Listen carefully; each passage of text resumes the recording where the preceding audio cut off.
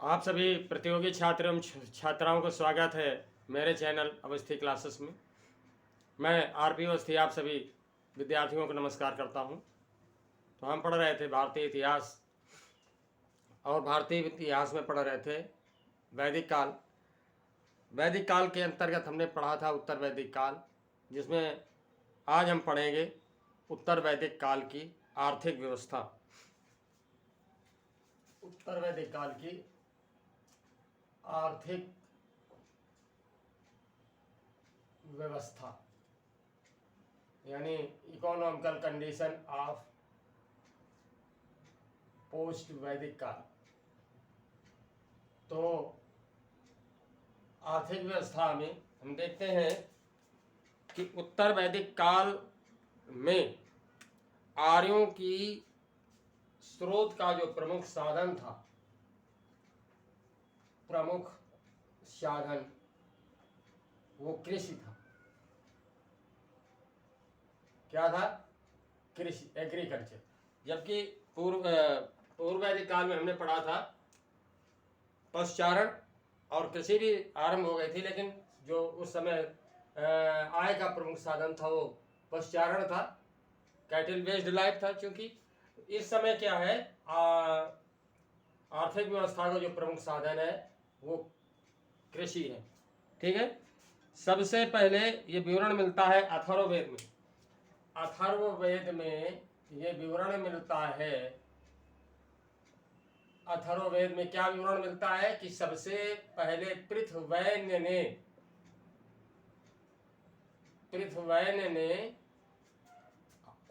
कृषि और हल का जन्म दिया। ठीक, कृषि और हल का जन्म दिया किसने?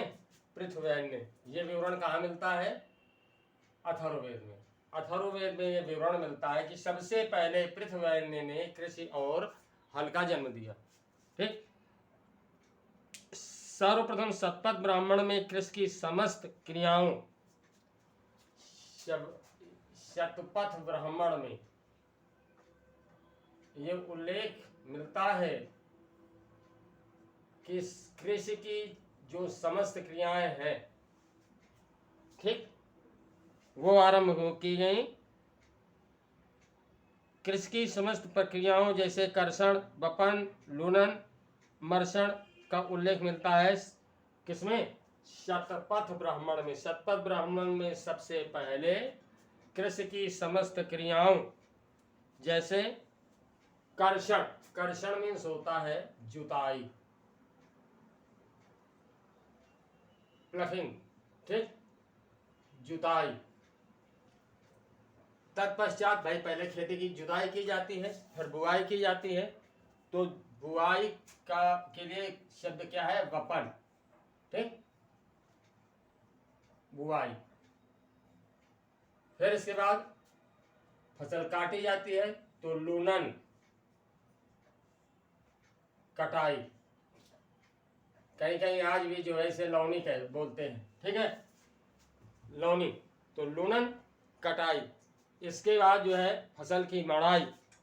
मड़ाई के लिए जो है मर्शन, मर्शन। मर्शन का तात्पर्य क्या है?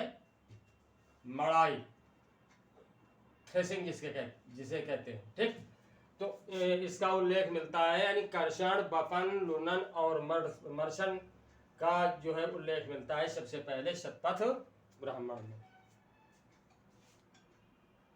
काठक संहिता में 24 बैलों द्वारा हल खींचे जाने का उल्लेख है।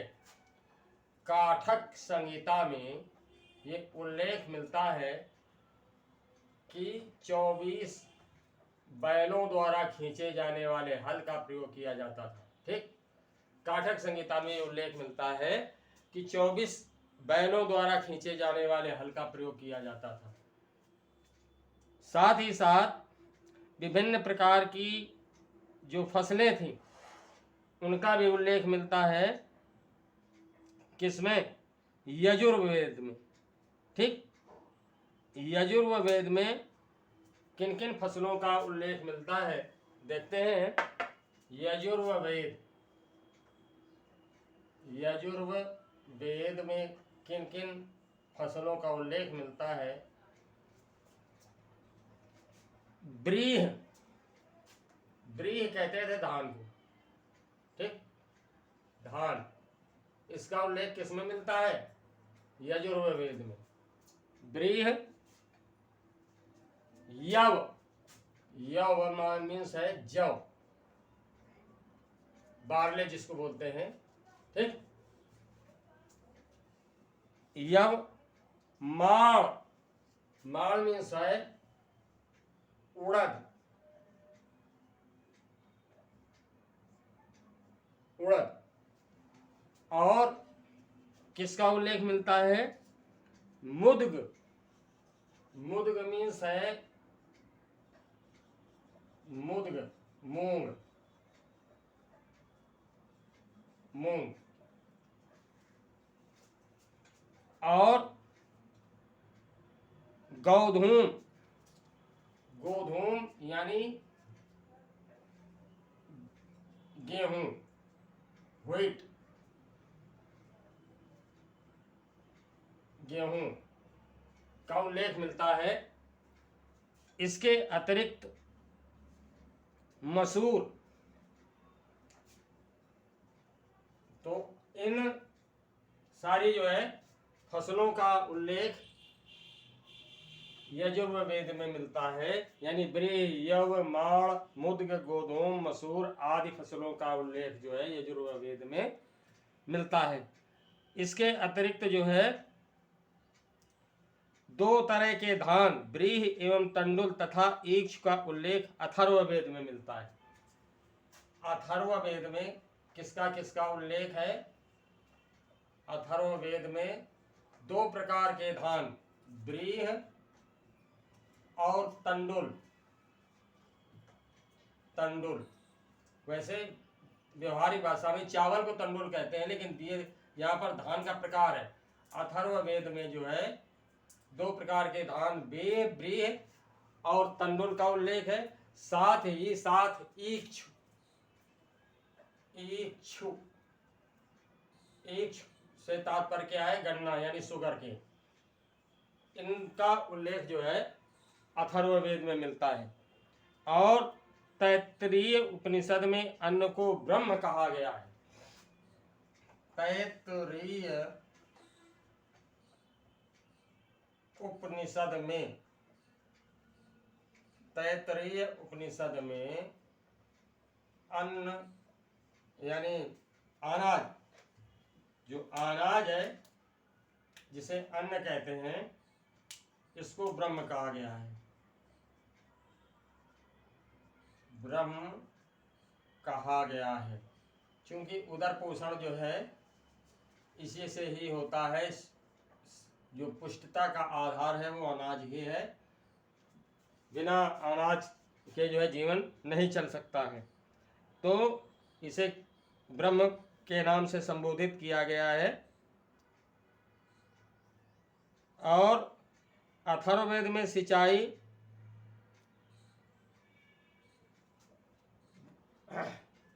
अथर्ववेद में सिंचाई के लिए जो है जो साधन उपयोग किए गए उनका भी उल्लेख मिलता है। सिंचाई के साधन अथर्ववेद में, अथर्ववेद में ही जो इरिगेशन रिसोर्स है, सिंचाई का साधन है, वो जो है वर्णा बताया गया है। वर्णा कहा गया है कुएं को, ठीक। तो कुएं से जो है रहट वाला माध्यम, ठीक, या रहट तो बहुत बाद में आया, सॉरी।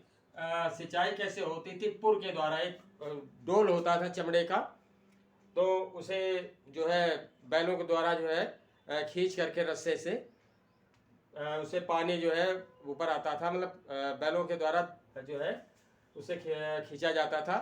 उसे कहते थे पुर। लेदर बैग होता था ये पुर, ठीक। ये लेदर का होता था, लेदर बैग। और ये जो है इस तरह का बना होता है, था बहुत बड़ा, ऐसे इस तरह का।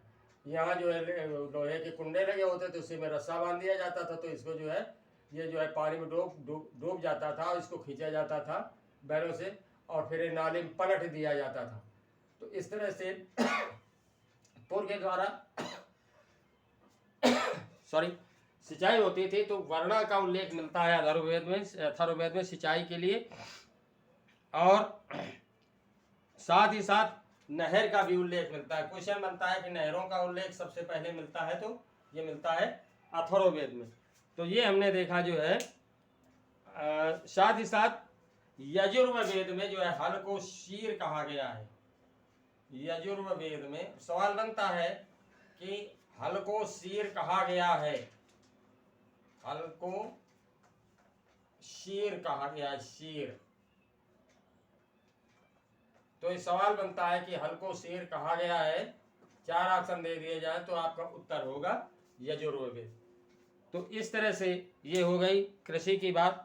अब आते हैं पशुपालन में। पशुपालन में जो है हम देखते हैं कि किन किन जानवरों को पाला जाता था, किन किन पशुओं को पाला जाता था। क्योंकि कृषि के साथ साथ एक जो और व्यवस्था होती है वो होती है पशुपालन, यानी जो कैटल बेस्ड लाइफ होती है वो भी इम्पोर्टेंस रखती है कृषि के साथ में। तो पशुपालन में हम देखते हैं कि इस काल में जो है खास तौर से गाय बैल घोड़ा पशुपालन, ठीक। इसमें गाय बैल, कृषि कार्य बैलों से ही होता था। सामान ढोने के लिए घोड़ा, तो गाय बैल घोड़ा, हाथी भैंस भेड़ बकरी, हाथी भैंस बकरी। उत्तर वैदिक काल में भैंस के पालन के उतने प्रमाण नहीं, उत्तर वैदिक काल में, पूर्व वैदिक काल में भैंस पालन के उतने प्रमाण नहीं मिलते हैं जितने उत्तर वैदिक काल में, ठीक। तो भैंस के साथ साथ बकरी, गधा, ऊंट,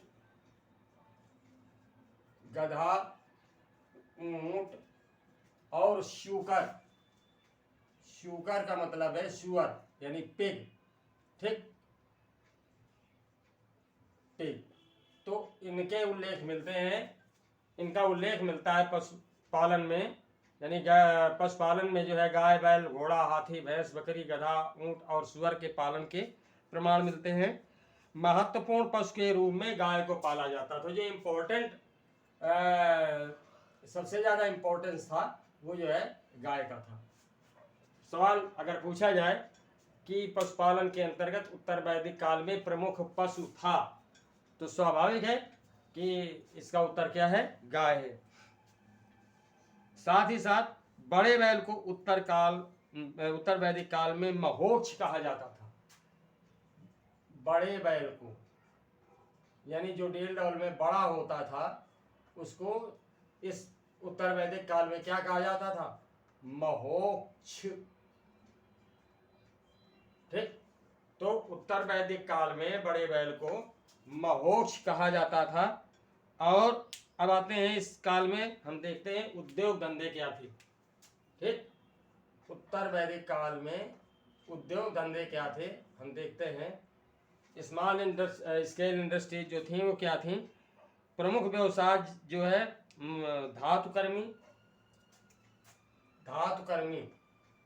धातुकर्मी से तात्पर्य क्या है, धातुओं को निकालने वाले यानी धातुओं का निष्कर्षण करने वाले, उनका शोधन करने वाले। मछुआरे यानी मछलियां पकड़ने वाले, ठीक। और धातुकर्मी मछुआरे, धोबी, कुलाल, भिषक, धोबी कुलाल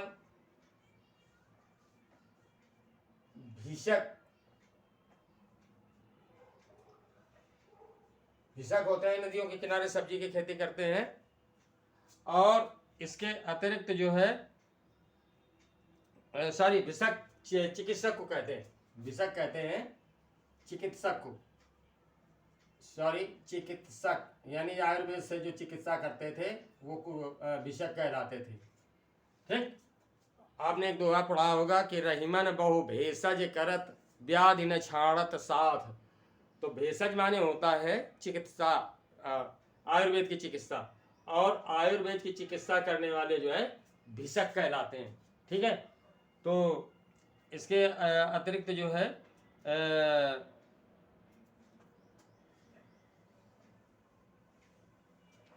मतलब ये उद्योग थे, और इन उद्योगों का जो प्रमाण मिलता है वो मिलता है वास जनेयी संहिता में।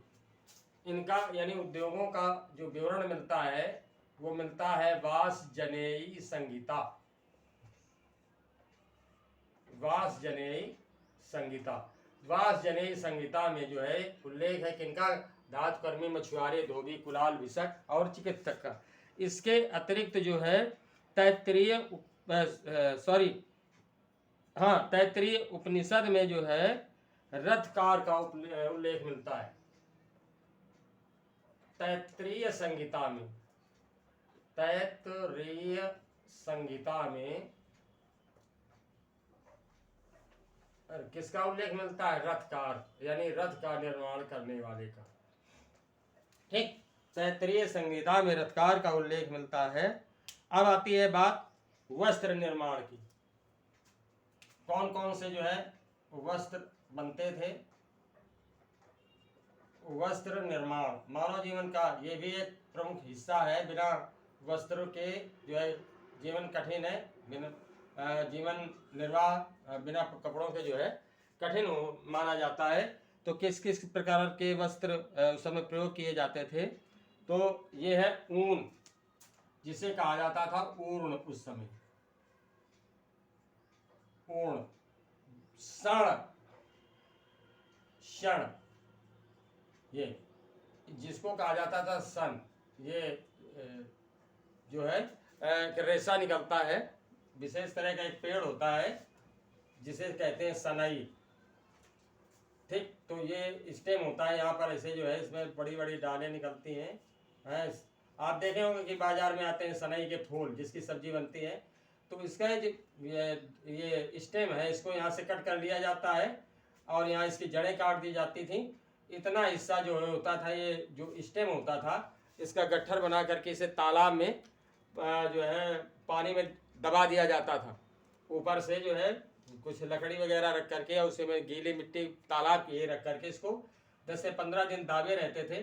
फिर इसको पटक पटक करके पानी में धुला जाता था, जिससे इस स्टेम के रेशे बाहर हो जाते थे। फिर जो है इसमें जो वो स्टेम का जो अंदर का हिस्सा होता था उसे निकाल लिया जाता था और रेशे को जो है सन बोला जाता था। इससे कपड़े बनाए जाते थे। तो क्षण जो है क्या है, ये सन को कहा गया है। इसके अतिरिक्त जो है शतपथ ब्राह्मण में कौश, शतपथ ब्राह्मण में कौश का उल्लेख मिलता है। शतपथ ब्राह्मण में कौश, कौश जो है रेशम को कहा जाता था। किसको कहा जाता था, रेशम को। तो शतपथ ब्राह्मण में कौश का उल्लेख मिलता है, यानी रेशम का उल्लेख मिलता है। और साथ ही साथ जो है मैत्रायणी संहिता में, मैत्रायणी संहिता, मैत्रायणी संहिता में छोम का उल्लेख मिलता है। छोम, छोम का उल्लेख मिलता है मैत्रायणी संहिता में। और इसके अतिरिक्त जो है इस काल में स्त्रियों द्वारा,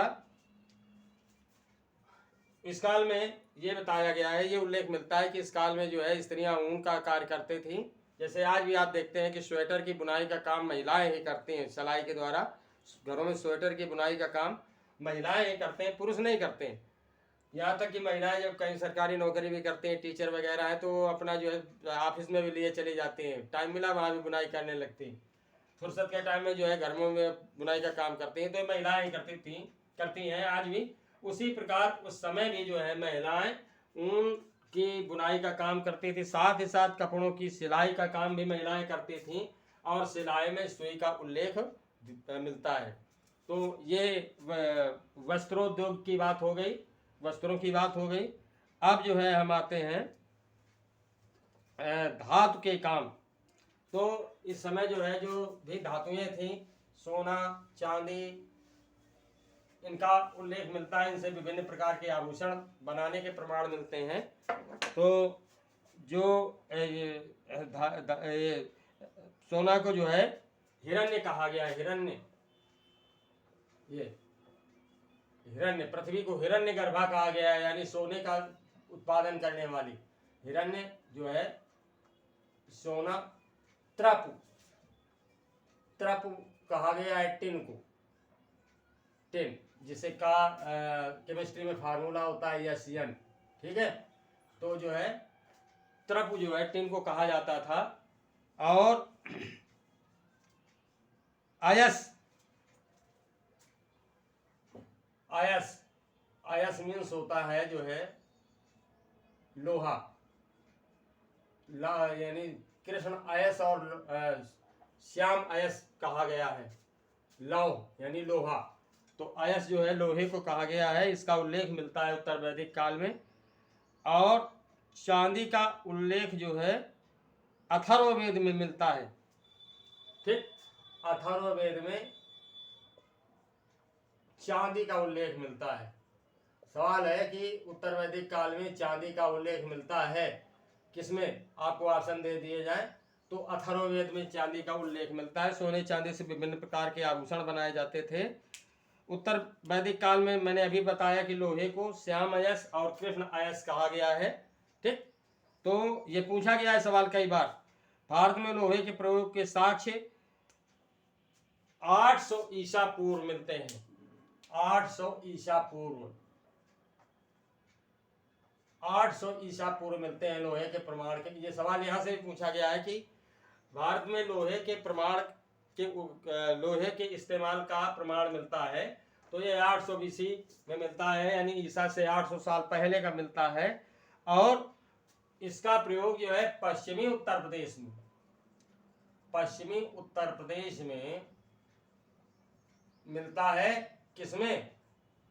तीरों के फलक के लिए, तीरों के फलक में जो है इस्तेमाल किया जाता था। जो ये इस तरह के जैसे तीर है, तो ये जो तिकोना हिस्सा होता है, ये धारदार, यही फलक कहलाता है। ये फलक कहलाता है। तो तीरों के फलक में इसका इस्तेमाल किया जाता था लोहे का।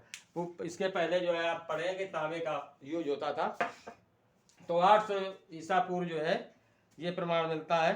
उत्तर वैदिक काल में करभार शब्द जो है लुहार के लिए प्रयुक्त हुआ है। करभार, ये शब्द जो है किसके लिए प्रयुक्त किया गया है? लुहार यानी लोहे का काम करने वाले, ब्लैक स्मिथ जिसको कहते हैं, ब्लैक स्मिथ, लुहार के लिए प्रयुक्त किया गया है करभार शब्द। और अथर्ववेद में तक्षा शब्द का प्रयोग जो है अथर्ववेद में, अथर्ववेद में जो है तक्षा, तक्षा शब्द जो है प्रयुक्त हुआ है बढ़ाई के लिए। किसके लिए? बढ़ाई यानी कारपेंटर।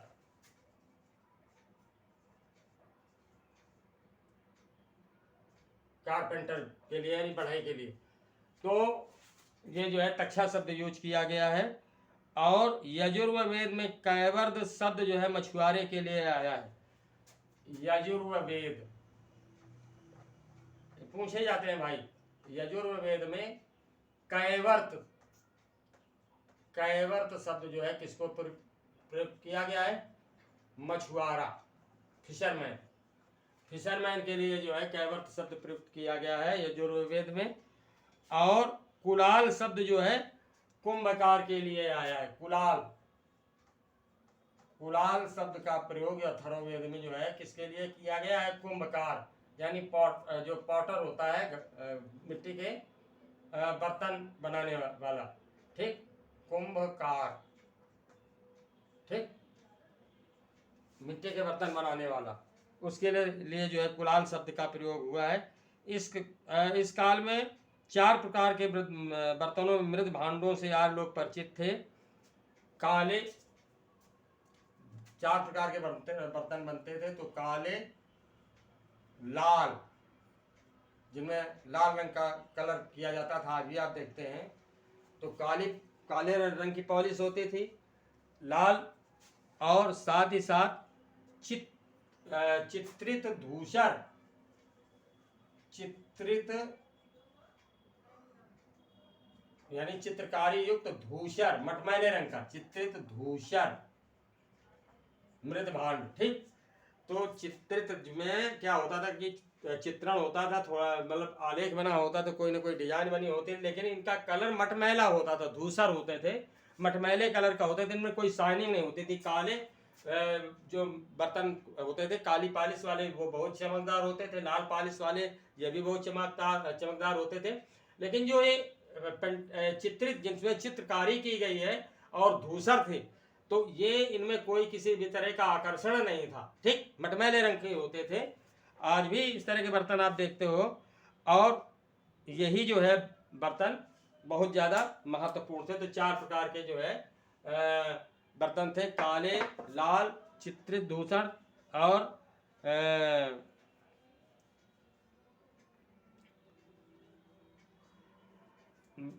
एक और थे काले लाल। ठीक, तो इस तरह से 4 प्रकार के बर्तन हो गए, इनका इंपॉर्टेंस था उस समय, इससे आर्य लोग परिचित थे उत्तर वैदिक काल के। अब बात हम करते हैं व्यापार की। तो व्यापार में क्या था, ट्रेड के अंतर्गत हम देखते हैं व्यापार के अंतर्गत हम देखते हैं कि उत्तर वैदिक काल में ऐतरेय ब्राह्मण में उल्लेखित श्रेष्ठी शब्द, ऐतरेय ब्राह्मण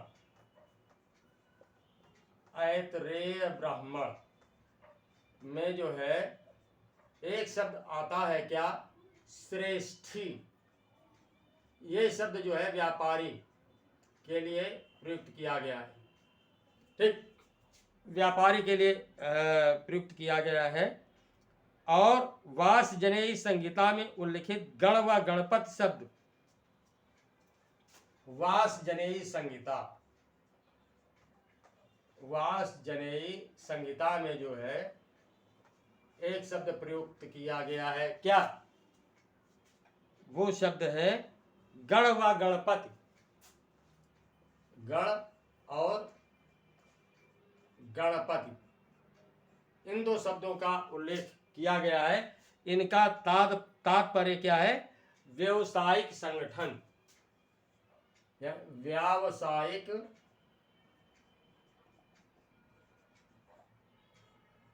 संगठन। आजकल जैसे आप देखते हो कि व्यापार मंडल है, शब्द आपने पढ़ा होगा, व्यापार मंडल जानते हैं आप। और व्यापार मंडल में क्या है कि अलग अलग फिर ये बढ़ जाता है कि सोने के व्यापारियों का अध्यक्ष, लोहे के व्यापारियों का अध्यक्ष, कपड़े के व्यापारियों का अध्यक्ष, अलग अलग। तो व्यापार मंडल में सभी आते हैं। तो इसी तरह से उस समय ऐतरेय ब्राह्मण में श्रेष्ठी और वासजनेयी संहिता में गण और गणपत शब्दों का प्रयोग किया गया है व्यापारियों के संगठन के लिए। और जो व्यापार था वो वस्तु विनिमय पर ही आधारित था। अभी मुद्रा का जो है इस्तेमाल नहीं किया गया, तो वस्तुओं के बदले ही वस्तुएं प्राप्त होती थी। तो वस्तु विनिमय इस समय प्रचलित था उत्तर वैदिक काल में। ठीक, और लेन देन में जो है गाय और निष्क का प्रयोग किया गया है। लेन देन में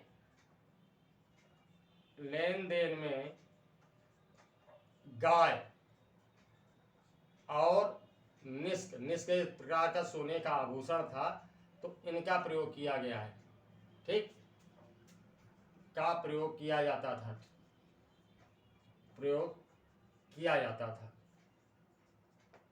तो यानी गाय और निष्क इस समय विनिमय का आधार थे। पूर्व वैदिक काल में जो है विनिमय का आधार गाय थी, इसीलिए गाय पूज्य मानी गई है शुरू से, और आज भी पूज्य इसीलिए मानी गई है। यही एक ऐसा फैक्टर है जो कि गाय को पूज्य माना गया है।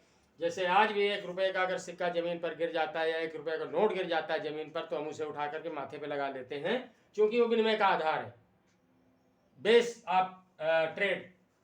तो विनिमय का आधार होने के कारण ये आज भी पूज्य है गाय। ठीक, तो ऐसा नहीं कि गाय से ज़्यादा तो दूध भैंस देती है, लेकिन भैंस जो है पूज्य नहीं मानी गई है, भैंस की कोई पूजा नहीं करता है। जबकि गाय से ज़्यादा दूध देती है, और इकोनॉमिकल कंडीशन में जो है अगर हम देखें तो गाय से ज़्यादा इम्पोर्टेंस आज भैंस का है।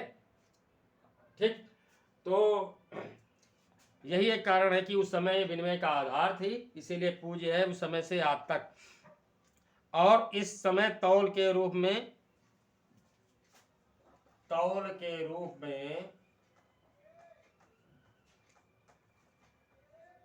शतमान, ठीक, तौल के रूप में शतमान, कृष्णल, पाद आदि का वर्णन मिलता है। कृष्णल और पाद आदि का वर्णन मिलता है तौल के रूप में। तो इस तरह से ये हमने अभी पढ़ा उत्तर वैदिक काल में जो है आर्थिक व्यवस्था के बारे में। उम्मीद करता हूँ अच्छी तरह से समझ में आ गया है। यदि किसी भी तरह की कहीं आपको प्रॉब्लम फेल होती है, समस्या उठ खड़ी होती है, तो प्लीज़ मेरे ईमेल में कुछ आप जो है क्वेश्चन भेज करके सवाल कर सकते हैं, मैं उसका उत्तर दूंगा।